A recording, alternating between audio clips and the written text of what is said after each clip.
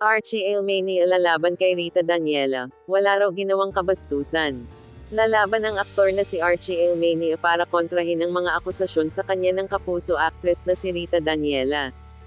Sinampahan ni Rita ng kasong acts of lasciviousness ang dating bubble gang star matapos daw siyang paghahalikan at pagsalitaan nito ng mga kabastusan. Nagkaroon ako ng pagkakataong makakwentuhan si Archie dahil ako ay nagtanong. Nagtanong ako.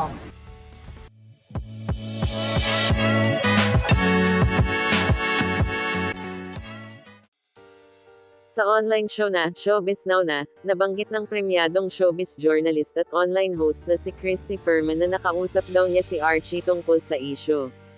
Ayon kay Nay Christy, mariing dinenay ng aktor ang mga akusasyon ni Rita. Wala raw nangyaring pambabastos o anumang uri ng pananamantala nang magkita at magkasama sila sa naturang event. Sabi pa ni Nanay Christy, inihahanda na ng kanyang abogado ang ihahain nilang counter affidavit sa demanda ni Rita.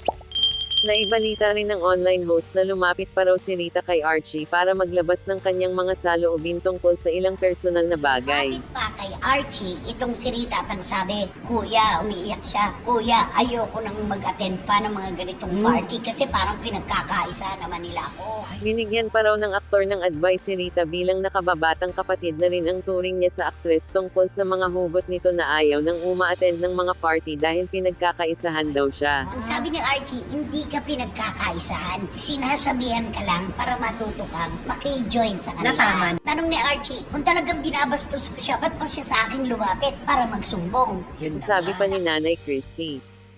Nagpaliwanag siya, lahat po ng kwentong yan ay hindi nangyari. Hindi po totoo yan, dagdag pa ng veteran showbiz columnist based na rin sa usapan nila ni Archie. Ipinagdiinan naman ni Nanay Christy na wala silang pinapanigan o kinakampihan kina Rita at Archie. Nais lamang daw nilang ibigay sa publiko ang side ng aktor. Wala po kami victim blaming dito Binabalanse lang po namin ang kwento. Pag-uusapan Total naman, naglantad lumabas na na si eh, Rita oo. nung kanyang Sabi ni Nanay Christy.